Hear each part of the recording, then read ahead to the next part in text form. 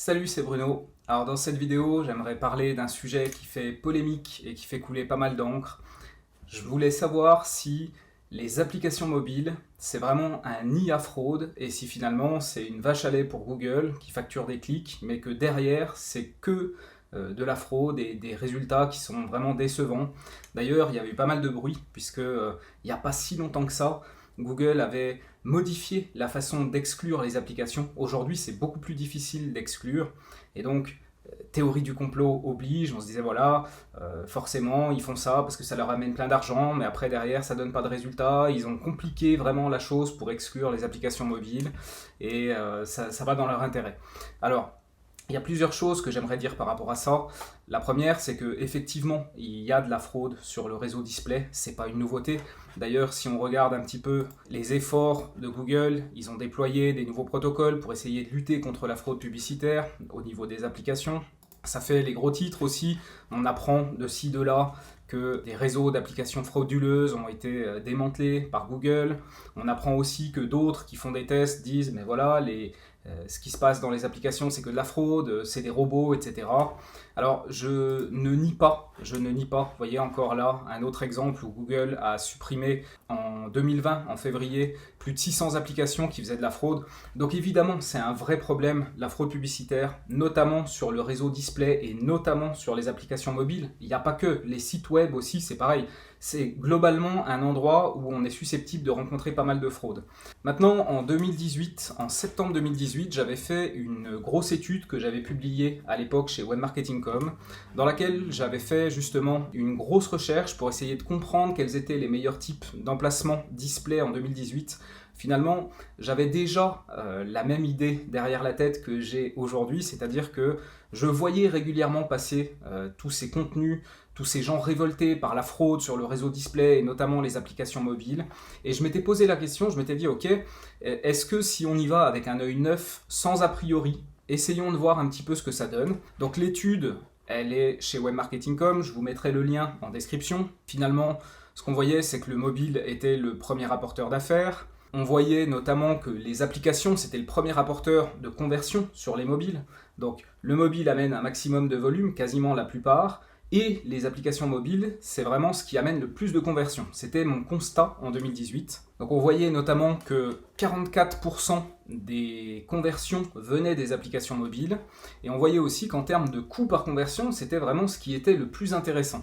Moi, ce qui m'intéressait, c'était pas de montrer qu'il y avait plus de conversions sur les applications mobiles, pas seulement, je voulais vraiment aussi amener une notion de qualité. Si c'est pour avoir des fausses conversions ou des conversions débiles qui proviennent des applications mobiles, je vois pas l'intérêt. Certes, ça en amène beaucoup, mais quel intérêt si tout ça est inutile? Et finalement, ce que j'avais vu à travers cette étude, c'est que la valeur des conversions amenées par les applications mobiles, elle était tout à fait valable et que c'était des très bonnes conversions. Ça, c'était vraiment quelque chose qui m'avait surpris, je dirais, parce que, évidemment, il y a tout ce bruit dans l'industrie qui parle de la fraude, etc. Et finalement, moi, ce que je voyais là, c'est que c'était un peu l'inverse, finalement. Il y avait encore pas mal d'autres choses que je donnais à l'intérieur de cette étude. Si vous êtes curieux, je vous invite à aller la lire. Pourquoi? Parce qu'elle est toujours d'actualité. Ok, et c'est finalement ce que je voulais vous montrer aujourd'hui. D'ailleurs, je fais un test sur un format qui est finalement très court, très inhabituel par rapport à ce que je publie habituellement, où on est plutôt sur des contenus assez longs, une demi-heure, une heure, des grosses analyses.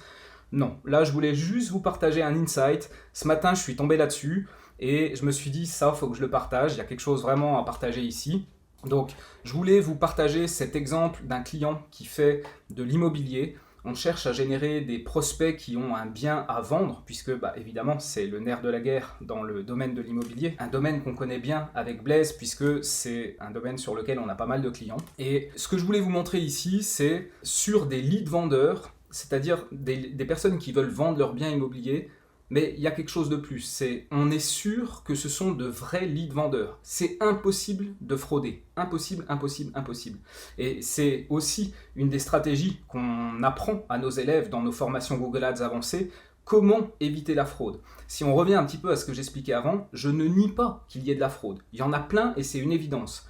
Mais on peut contrecarrer la fraude avec la bonne stratégie, avec la bonne technique, et s'assurer que les conversions qu'on obtient ne peuvent pas être fraudées. Et alors, à partir de ce moment-là, quand on met de côté toute la fraude qu'il y a sur le réseau display, eh bien on se rend compte que c'est quelque chose qui marche très très bien avec des coûts par acquisition qui vont être généralement plus faibles que ce qu'on peut avoir sur le search, en tout cas souvent dans le domaine immobilier, pas que, il y a plein d'autres domaines où c'est le cas, mais le nerf de la guerre c'est de contourner la fraude.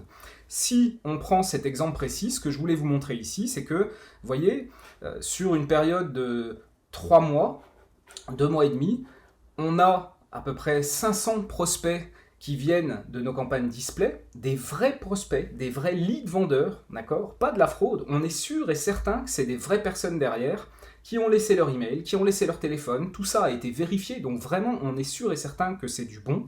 Et là où je voulais en venir, c'est que finalement, vous voyez, la majorité des conversions, la majorité de ces leads vendeurs qualifiés où on est sûr que c'est du vrai, ils viennent des applications mobiles. Je veux dire, les 5 premiers emplacements sont des applications mobiles. On en a encore 2 autres ici en position 7 et en position 8.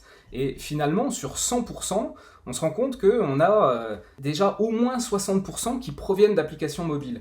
Donc ce que je voulais vous dire aujourd'hui, c'est attention, bien sûr, il y a énormément de bruit sur la fraude au niveau du display, au niveau des applications mobiles. Bien sûr, on peut être révolté que Google nous enlève encore et toujours du contrôle sur ce qu'on peut faire ou pas faire, et notamment le fait d'exclure les applications mobiles, ils nous ont complexifié la vie parce que les gens les excluaient par défaut.